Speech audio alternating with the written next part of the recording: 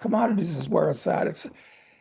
Look, I love technology, but there's an old saying in the market, high tech, big wreck. And that's where we are right now. So don't go there.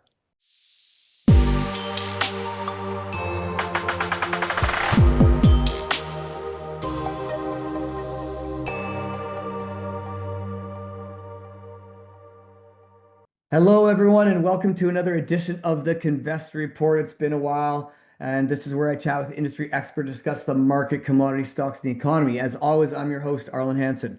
This interview is not investment advice. I'm not a professional advisor or geologist, mining engineer, or anything with some letters behind my credentials. However, I have been investing and kicking rocks for 25 years, visited mine sites around the world, and have hopefully learned what does not and does work in this market. Any financial interest Kin or myself has in any companies mentioned in today's interview will be disclosed. Be sure to do your own due diligence and certainly don't buy stocks just because people are talking about them online. Do your own due diligence. Today's guest needs very little introduction. He's one of the most respected and outspoken investors in the natural resource sectors for decades. He's been the best-selling author of Crisis Investing, pioneering speculator, and for decades has been helping investors navigate bulls, bears, inflations, recessions, and financial crises. Whether you agree with him or not, one thing is for certain. Doug has never been afraid to challenge conventional thinking, and many of his biggest calls have come long before the rest of the market caught on. So Doug, I'm just glad to have you on board because you've been in this game for quite a while. I think about 5 decades maybe ish. You've seen inflationary 70s, you've seen dot com bubbles, you've seen global financial crisis, COVIDs, you've kind of seen it all. And we're in unprecedented times now. What do you compare today to those periods? Or are we just like in a totally different era of investing and understanding, or is the same thesis for been forever, just different times? Well, that is a rather profound question. With okay, first of all, where are we today? And it seems to me that we're in the greatest financial bubble of all history. Uh, and that's reflected in the price of stocks, real estate prices, and the fact that so why is today different from from what it's been in the past? In my experience, it's because we've had the Federal Reserve since 1913, and the Fed is the actual engine of inflation. But since 1971, it's gotten out of control, and now it's seriously out of control. Why more now than ever? It's because the US government is currently running $2 trillion and rising annual deficits. Now, where do they get the money to fund that deficit above what they take in taxes? Well, they sell bonds. And now, in the past, they'd sell them to the public, to institutions, to foreign countries. But now, uh, almost nobody really wants to buy a bond, nobody with any sense. They can see that inflation is bound to go up, and they're not being adequately compensated by the current level of interest rates. So the Fed winds up buying all these bonds, and the Fed is actually the creator of super money. Uh, what it does when the Fed buys government bonds, it credits the US government's account at commercial banks uh, with that money, which appears from out of nowhere. In other words, if T. Rowe Price bought $2 trillion of government bonds, it wouldn't increase the money supply. The Fed buys $2 trillion of government bonds, it increases the money supply by that much. And once it goes into the banking system, starting out in the accounts of the US government, through fractional reserve, it can be expanded. And during a time when everybody's already in debt and wants to and needs to borrow more, it's expanded at a greater rate. So, long explanation, I guess. How are things different than what they were or have been in my lifetime? This is a major change. The increasing importance and influence of the Fed and what the Fed does for a living is basically print money, more or less, depending on how the tea leaves read. So, anyway, sorry, that's an overly long answer. No, I like long answers. Who's buying these bonds now? Like are they're just the suckers now? Is that like to me the top is always when the suckers are buying. And I don't want to mean suckers of retail. I'm sorry, people lose money when that way, but like who's in their right mind buying these bonds? That's a good question. Some of the bond buyers are obligated to buy it. I mean, if you're a fund manager and you want a safety so-called element in your portfolio, well, bonds or U.S. government bonds are where you have to go because they're not going to be defaulted on. Well, probably not anyway. Yeah, So, well, that's another discussion. right. So there's some obligatory buying of them, and there are investors that think bonds are a good, but as a speculation today, I mean, look, when the U.S. government was paying 15, 16% for its money back in the early 1980s, bonds were an excellent speculation. Today, that's not the case. So, who is buying these bonds, frankly? Well, the Fed. The Fed buys them and they stay in its portfolio. That's why the balance sheet of the Fed, which look, I'm not one of the nerdy kind of economists that the Fed hires, and they have thousands of PhD economists that they employ. I'm not going to say are working for them because work implies productive activity, and nothing these people do is productive. But if you watch the Fed's balance sheet is mostly composed of U.S. government bonds, and it keeps growing for the reasons I just said. The real danger is going to be in the future, uh, future which is near at hand, where there are corporate entities that have to be bailed out. And if the Fed buys the stocks or bonds of corporate entities to support them, then it's really going to be game on. Uh, so it's a dangerous institution.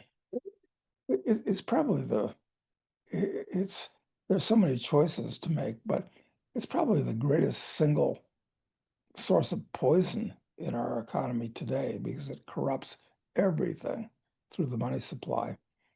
So I'd say right now is, it seems to me, a more dangerous time than any that I've experienced in the past.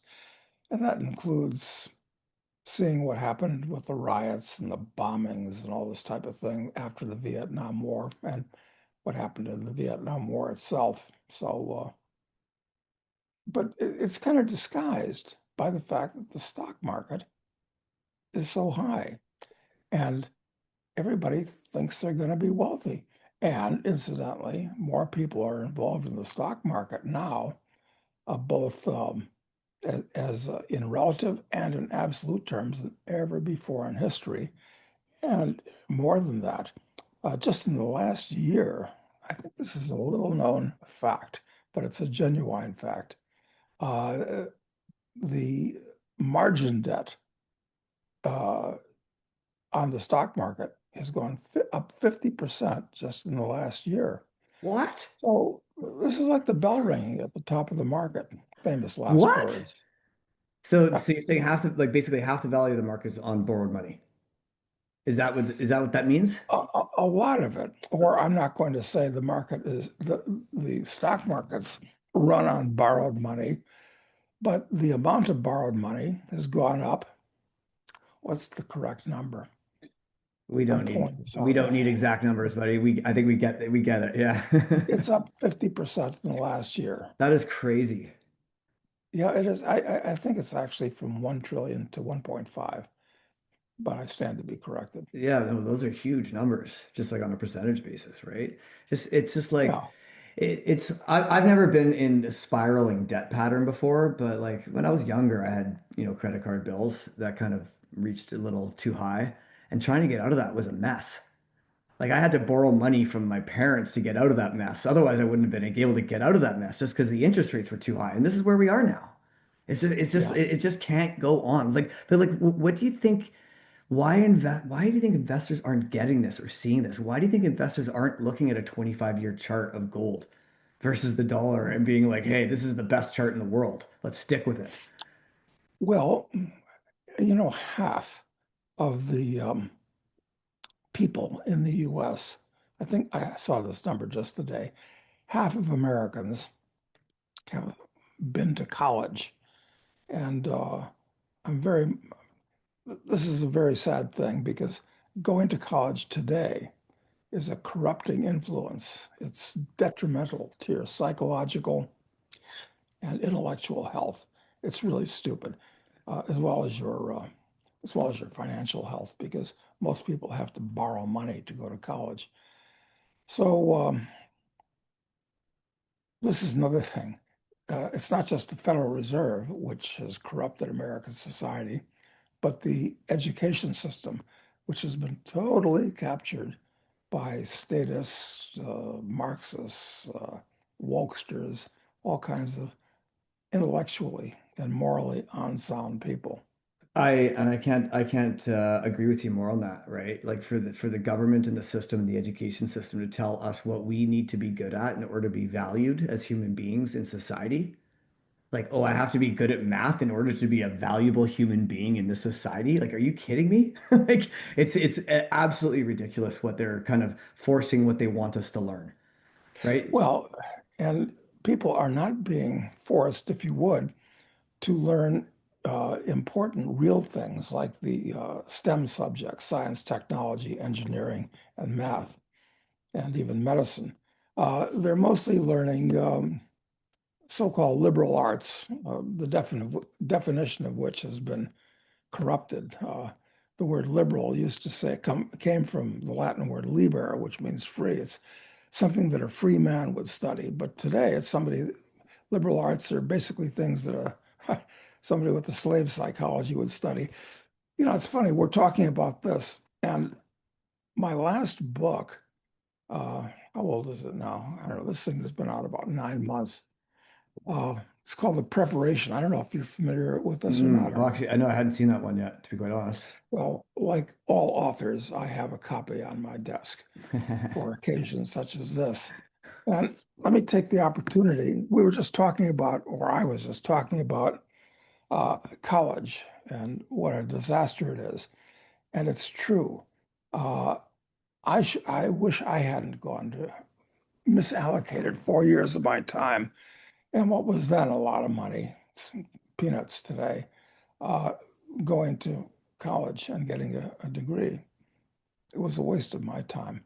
Uh, Today, it's more than a waste. And it had value because not everybody went to college um, years ago. But anyway, what I'm trying to do in this book, The Preparation, is describe why college is worse than unnecessary. It's a negative. But more important, I'm trying to describe in this book what you should do in those 4 years, a young man.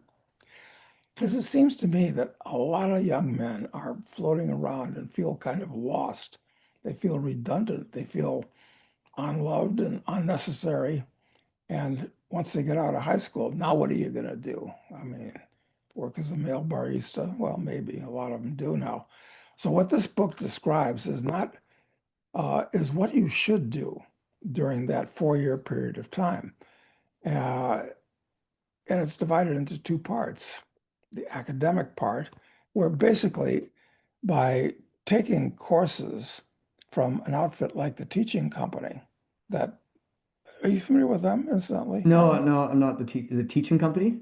Yeah, No. exactly. No, it's a fantastic organization. What they've done is they've taken they've searched for, and largely found the best college professors in the world and pay them to give a command performance presentation of everything they know about their subject, history, various sciences, literature, you name it.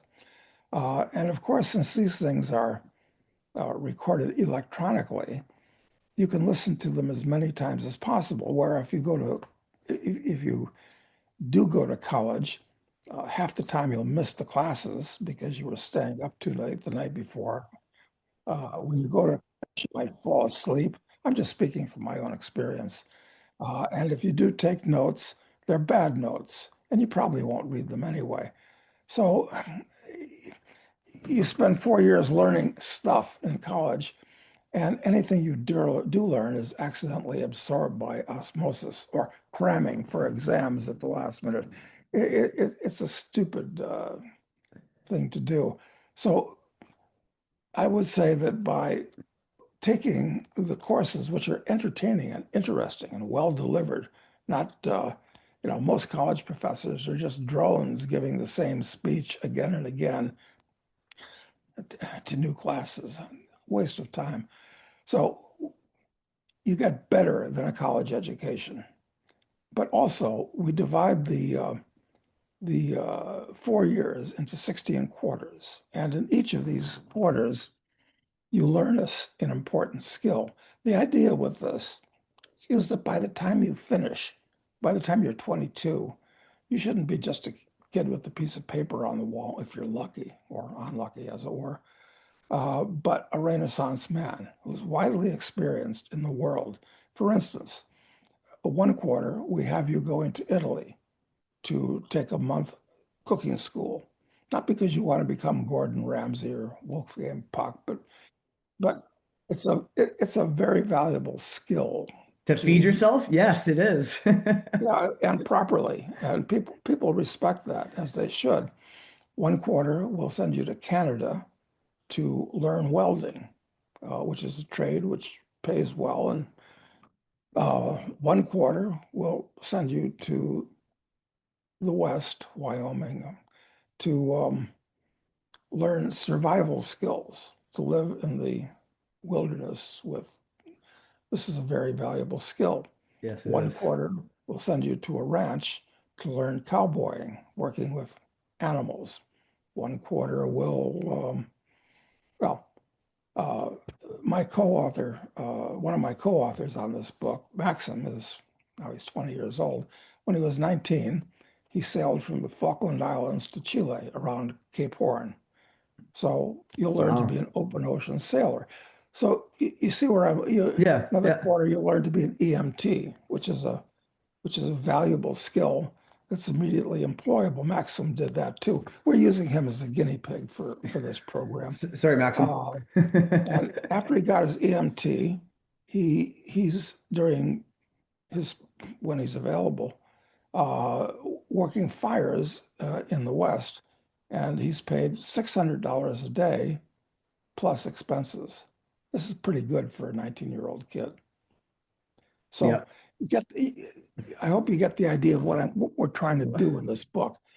Get a proper classical education and lots of practical experience, which allows you to be able to deal with everything. And in the environment we're looking at over the next 10 years minimum, you're going to need all the skills and fortitude that you can muster. The object of this book is to turn a young man into somebody who's confident, competent, and actually dangerous. Oh, you'll also spend a couple of months in the Orient learning martial arts so you can defend yourself or understand the basics of defending yourself. So you see, by the time you finish this 4 year preparation, you've been everywhere in the world. You've learned or been exposed to several foreign languages. You picked up practical skills and a very good education and had a lot more fun than going to college, Yeah. I think. There's two things that I think that are very valuable here is we're actually learning through experience. And I think that's the best Right, way to right. learn. That's the best way to learn. No books Yeah, can teach you how to survive in the woods, if that's what it comes down to. Like really, and you can read a book on how to cook, but really, how are you going to become a good cook? By experience, right? The other thing that I like what you Right. said there is learn to be dangerous, right? Yeah. So, or sorry, learn to be a danger, but not dangerous, if that makes sense. Yes. Like we want to become dangerous. We don't want to hurt people, but we don't want people to think that they can just walk all over us. Precisely A correct. big difference, very big difference there. Yeah. But okay, but let's wrap all this around to experience. You've got a lot of experience investing in the gold and precious metal sector, in the junior mining sector. What do you think has changed the most over these last, since the 1970s or 1980s to now on how to look at investments, how to manage your capital when it comes to commodities? Just let's I just want to pick your brain on that. Go free. Well, we've had some fantastic bull markets since gold was liberated in 1971. Um, and in these bull markets, the whole market, the whole universe of, of small mining companies, most of which are just, as Mark Twain said, holes in the ground with a liar at the entrance. But the whole market could go 10 to 1 just in the course of a 3 or 4 year cycle.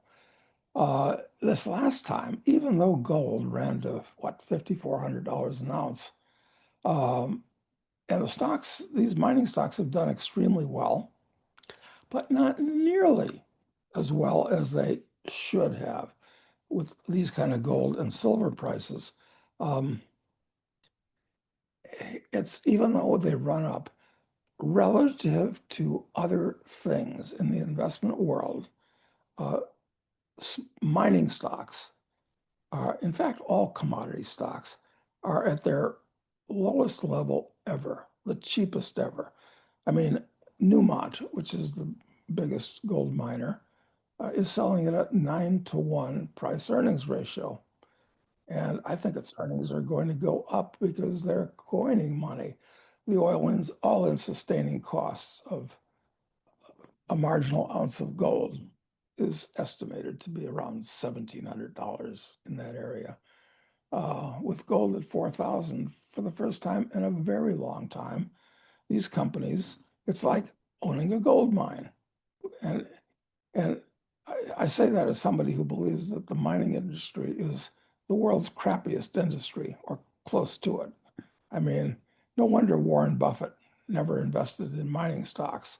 I can give you all the reasons why nobody should invest in them. Well, first of all, because you can't invest in them. You can speculate in them at most, but not invest. But still, I'd say right now, as we speak, they're the best place in the world to put your money, along with energy commodities, oil, gas, uranium. Same thing, really, really cheap. People don't realize that the last real peak in oil and gas stocks was 1980 when they were 20% of the S&P 500. You know what percentage they are today with Like Exxon and all the three? rest of Is them? it like three or something like that? Three? Eh, it was three. It's come up a little bit. It's Okay. four now, Right. which which which is crazy. And mining stocks uh, and of course, mining produces most of the raw materials of civilization. Frankly, everything Period. comes. Period. It's 2%. So I think they're greatly underowned and they're hated by the kind of people that run mutual funds and ETFs and this Yeah. type of thing. Yeah. I mean, look, they're raping Mother Earth. The natives hate them, and everybody's supposed to hate mining. It's a stupid 19th century choo-choo train business, playing around in the dirt with yellow trucks. Who wants to do that? Rather sit in your, mother's basement and play with your computer. Yeah. And their cell phones and ChatGPT and everything else that requires mining to fuel it. It's crazy. Yeah, precisely. So uh, at this point, everything that I own in the stock market, with a couple of relatively minor exceptions, is in the resource area. And I'll go further when it comes to commodities. Right now, all of the grains, especially soybeans, corn, wheat, rice, they're all traded and they're all really, really cheap right now. Once again, historic lows from a number of points of view that we could discuss about why that is. So that's where people should put their money, but they're not. I mean, they're putting their money in things like, well, SpaceX. And I'm a huge fan of Elon Musk. Got immense respect for him. He's a genius. But, but, but that and the fact he's got a vision doesn't at this particular stage of the market, which is the top of a bubble. I mean, it's not worth $2 trillion, especially since only a small proportion of SpaceX is actually the rockets and the satellites. The rest of it's all AI, building AI data centers. And I think this is going to turn into a catastrophic mistake for the people that are in it, directly and indirectly. And I say that as a fan of AI and a fan of technology. I'm just talking about the market for these things. Yeah, it's but also for I really believe for humanity. I am a fan of AI. I use it obviously, but like it gets to a point where we rely so heavily on it that we stop using our brains. And when we stop using our brains actually start shrinking and we stop Sure. thinking for ourselves, right? It's just like the list goes on. I'm not a scientist. I can't tell all about it, but it's just like without a question in my mind, I don't think this is all good, great for humanity. Eh, Oh, and I was talking about college today. I mean, part of college in the old days used to be writing papers, but any paper that's written today is written basically by AI. And at least if the kid is smart, modified enough so that maybe the professor can't put his finger on it with an oh no, no, accusation. but now they have AI to detect AI. Yeah, Right. So yeah, that's right. So once again, because it's used all the time in college, you don't learn anything. You get a yeah, paper that's spewed yeah, out. yeah. A One piece of more paper. reason why college is a waste of time today. Yeah. Okay, so you said the best place where you think the best place to put your money is in these resource stocks and all that. But does that mean that we're early, or do you think that we're kind of like maybe inning three of a nine inning game? We've we've just kind of uh, what's the word I'm looking for? It's there's just like a valuation gap within the bull market that we're in. Do you think that's just kind of Yeah. what's happening? And I'd say we are in about inning three of a nine inning game as far as the Yeah. resource stocks are concerned.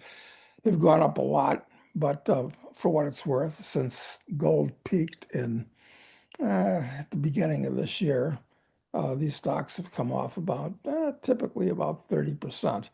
So now is especially a good time to buy them because the primary trend is up. And there are fluctuations along the way. And if you're lucky, you try to buy at the lows. Yeah. So yeah, Everything makes sense now for that because we have like the sell in May and go away. We've got this war that just or the conflict that just continues to kind of like death by a thousand cuts. yeah, And it's summertime, right? So yeah, if you put those three things together, something tells me that we're getting pretty darn cheap in some of these names. yeah, Yeah. yeah, we are. And the war isn't going to go away. In fact, I expect it to expand in a number of ways. Oil is going up from here. Natural gas is going up from here, I think, especially. Uh, and of course, uranium, which is trading at around, I don't know what it is, $85 a pound right now. I think Cameco just printed long-term pricing in 95, I think. Yeah, well, I wouldn't necessarily buy Cameco. That's kind of the go-to uranium stock in North America.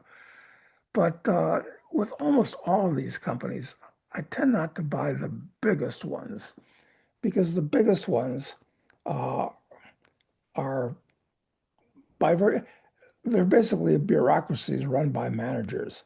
The companies that I like to buy are mid-level that are still run by the founding entrepreneur. All kinds of advantages to that as opposed to The hungry hired guy gun. or woman, whatever. Yeah. Yeah, Yeah, well, that makes sense. So the hyper growth stories versus and the ones that want to get bought out by the big guys. Yeah. Um, Yeah. yeah, so uranium's been quite interesting. You'd think that with like the most acceptance of uranium in the world that you'd see a little bit quicker development of some of these projects and things like that. But I just don't see a lot of projects getting kicked up online in the States quite yet. Still, it's more acceptance than ever, but still quite slow. Hey? Well, just in order to power these ridiculous data centers, of which there are scores being built, and many of these things, the buildings cover acres and they consume giant amounts of power. I mean, some of them will consume a gigawatt. How much is a gigawatt? It's the amount of electricity that a small city uses.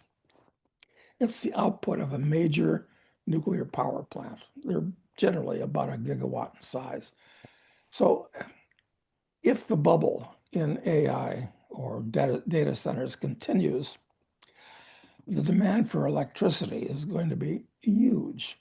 And the problem is to build a new nuclear power plant with regulatory and delays and just building it, it takes 10 years. I think the future is going to be in small nuclear reactors.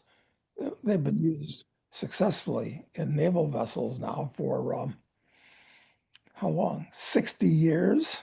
This is a long time. The technology is well understood, safe.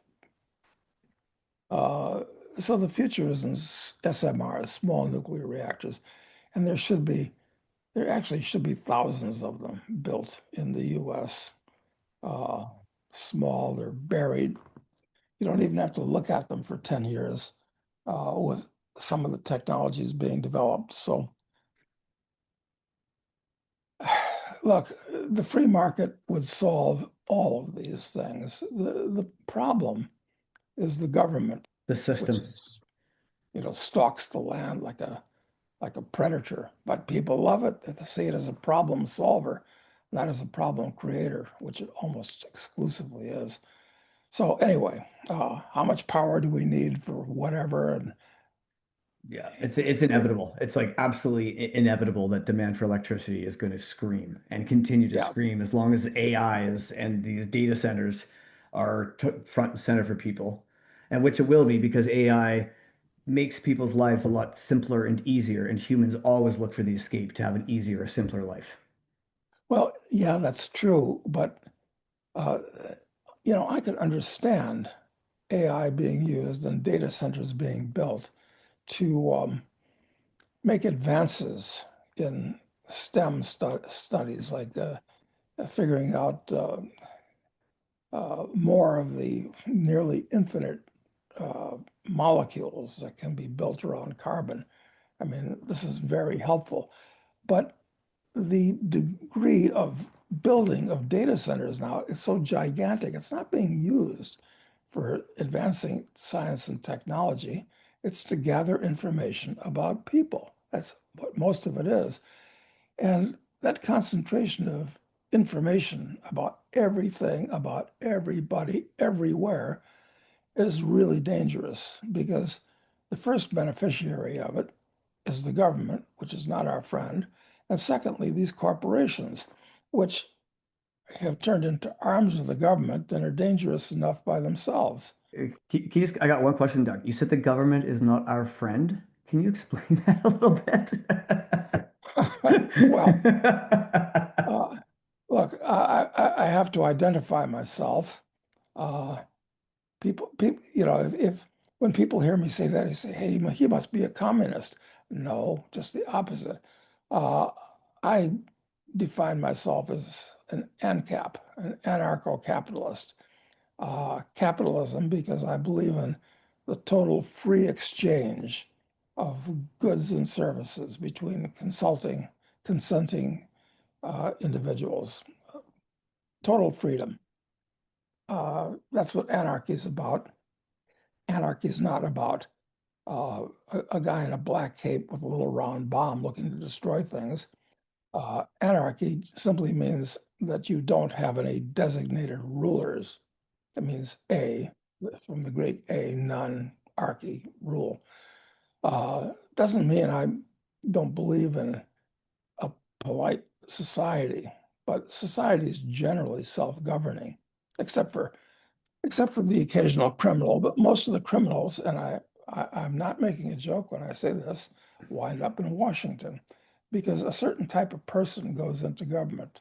It's a person that thinks he knows what's best for other people. They all have their plans of how they're going to use the state to order things the way they They want want them, them to not the be. way you want them. Yes, and not only that, but they charge directly and indirectly 30, 40% or more in this country of your income to support their delusions. I mean, in some countries, in Western Europe, it's much more. I think that what you said earlier kind of brings me up that famous comment, like when you put the power in the hands of a few, they will abuse the power of the many, right? Like they will abuse all the power that they have. Okay, so looking back over your career, what are some of the biggest, maybe one or two of the biggest lessons you've learned that you'd like to pass on to people listening to this show, the younger people out there, about investing or about commodities or about like how you approach your financial Yeah. well-being? Well, look, uh, that's frankly why Matt Smith and I wrote this book, The Preparation. Uh, it's you've got to as soon as possible in life, learn as much as you can. And that means you really have to be an autodidact, somebody who teaches themselves. Going to school is a really a passive enterprise and not very productive. So in order to be an effective investor, you've got to have as broad a knowledge and experience base as possible, which will help you identify opportunities when they occur. And also, the more knowledge and experience you have, uh, you will naturally find that people gravitate towards you, the right kind of people that are interested in more knowledge and experience. And the world is all about people. So, and having a lot of knowledge and experience is going to help you analyze these companies because you'll have a little bit of boots on the ground understanding of what goes on in the economy, which is uh, economics is the study of how people go about consuming and producing in the real world. Nothing to do with the economics that are taught in college, I've got to say. And then like, what do you think is going to bring these generalists back to you said earlier, like people hate mining stocks, like these mutual funds and all these people. Like, what do you think is going to turn that around for people eventually? The fact that some of these companies are selling for one times next year's reasonably projected cash flow means that they're ultra cheap, and that will draw attention to the fact that they exist. Most people don't know or care mining stocks exist for the reasons that I pointed out before. They're seen as raping the earth and polluting the water and all this type of thing. People don't have any understanding about the nature of the mining business today. So, and it's got a bad reputation. There are about 2,000 roughly uh, so-called gold mining stocks out there, and most of them have no gold except the word on their share certificate. So that scares people away from these things. Brokers scare people away from these things Bankers because do. they're not just micro caps, small caps or micro caps. They're nano caps, or pico caps are so tiny, so you can't buy them. Well, these are all good things from a speculator's point of view because I think they're going to change. The public psychology will change. And like as in the last, well, since 1970, which is a long time already, there have been about four or five really major bubbles in the mining business where they just went straight up. Uh, they go up 10 times and then they lose 95% of their value, which means they wind up worse than where they started. So it's going to happen again. It's it's like the clock on the wall. It's cyclical. It goes around all the time.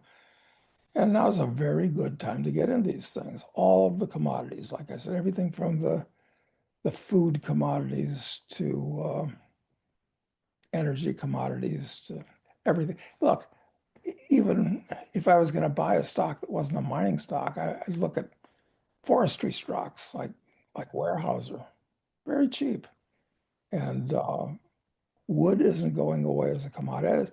Commodities is where it's at. It's look, I love technology, but there's an old saying in the market, high tech, big wreck. And that's where we are right now. So don't go there. Hmm. Hmm. Do you have any names that you're willing to share on some of these kind of hyper growth stories that you like? No, because I don't like because then that amounts to what we call a stock tout. And you shouldn't buy these stocks, any stocks, but especially these stocks, without looking into it or learning something about the company and seeing if it's credible. So I don't want anybody to take my word on any particular company. And some of these companies are so small that just the viewers on your show, if they decide to buy, will move the price. So look, look. I have a paid newsletter. I've got lots of free publications like internationalman.com, for instance, and my YouTube channel is called Doug Casey's Take, and I talk about all kinds of things there. But I do have a paid publication called Crisis Investing. That's crisisinvesting.com, where we cover the universe of all these things and talk about what we think, because it's not just me, uh, are the best deals with the most upside potential, the least downside risk. And in today's world, I see mostly downside risk in everything. That sounds metaphysically impossible for everything to be risky, but it's just about true.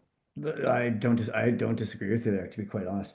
Yeah, it's funny that you said that because in my introduction I say, as my disclaimer, if any stocks are mentioned that I own, I will disclose. But don't be an idiot and buy any stocks that people talk about online. Do your homework.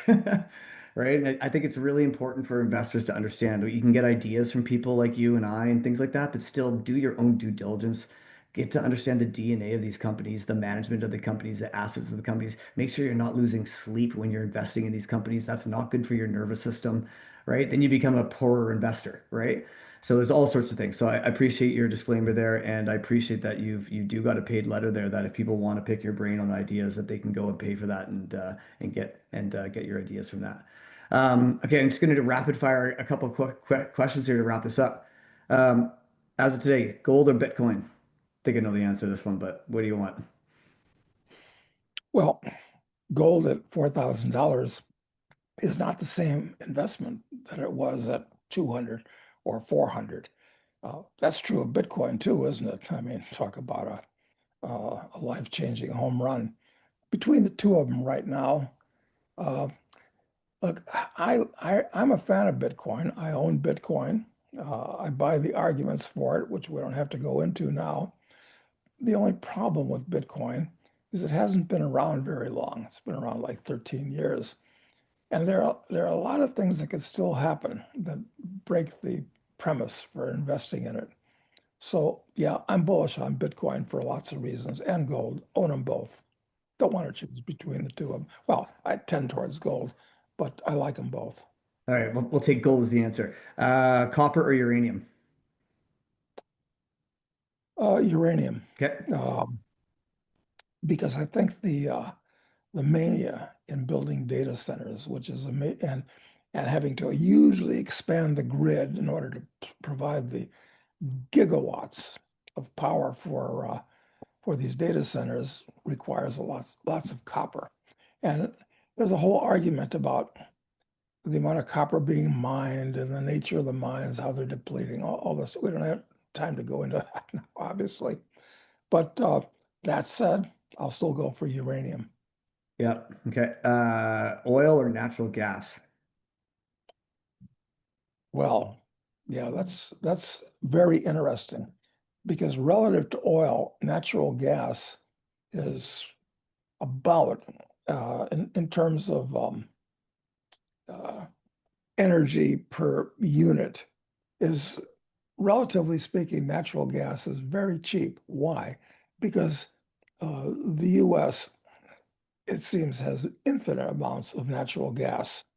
Uh, so that's why it's very cheap in the face of oil, which, what is it, 80 to $85 right now and going higher. But it's supply and demand. So the supply of oil is is like, this is funny.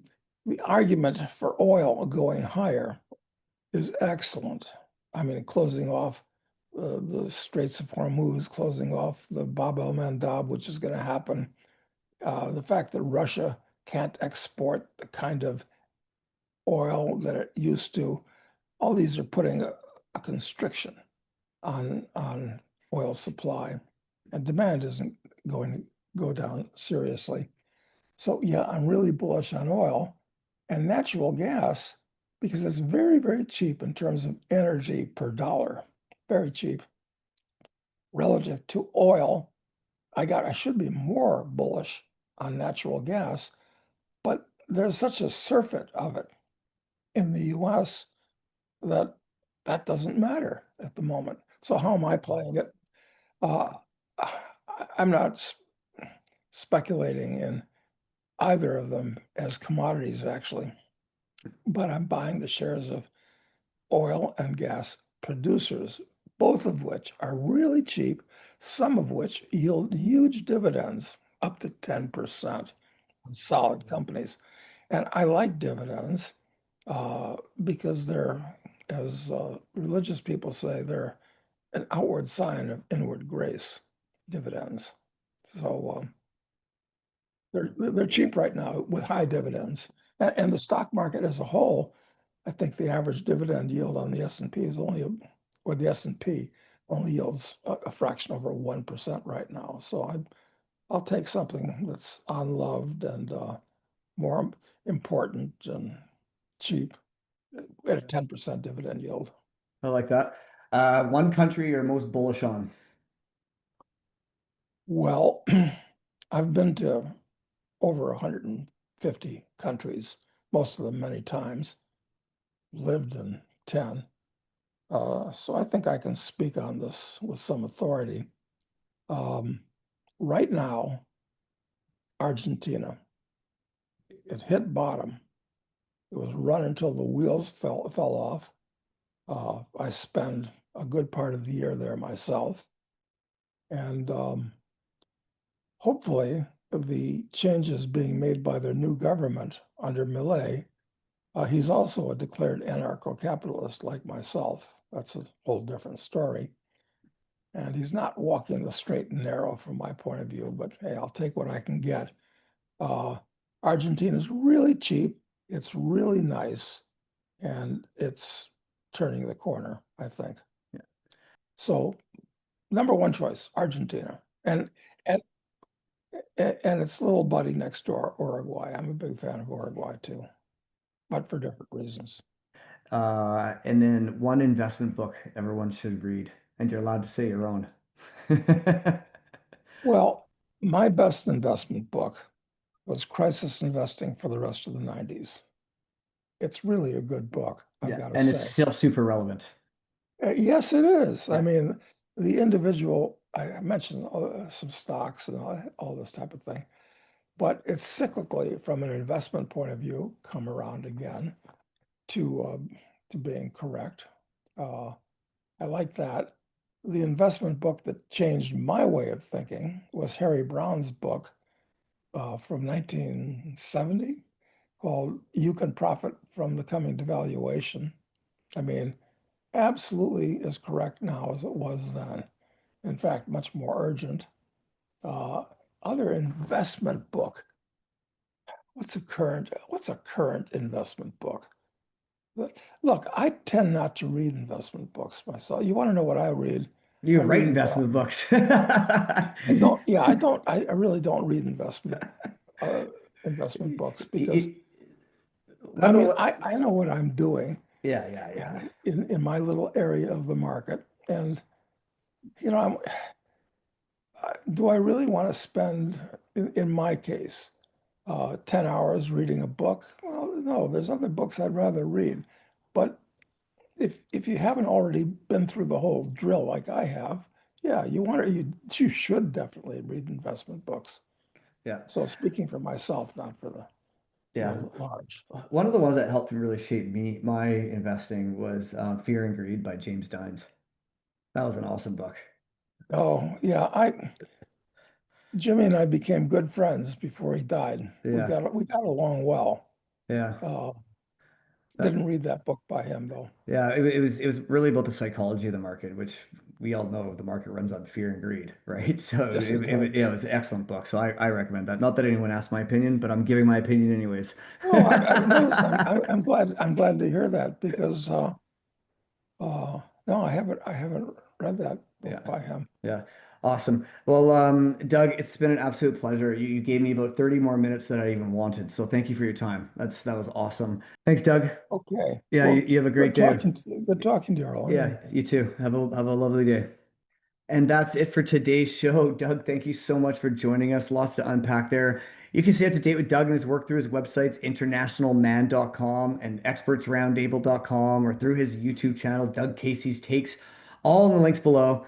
And if you haven't already, you can join the Kinvestor Network by starting subscribing to our channel. Follow us on social media or visit at kinvestor.net. Subscribe to our email list, get all the episodes of Kinvestor Report and our upcoming conferences. And until next time, happy investing. Good luck. Stay safe. Have a great summer and take time for your family.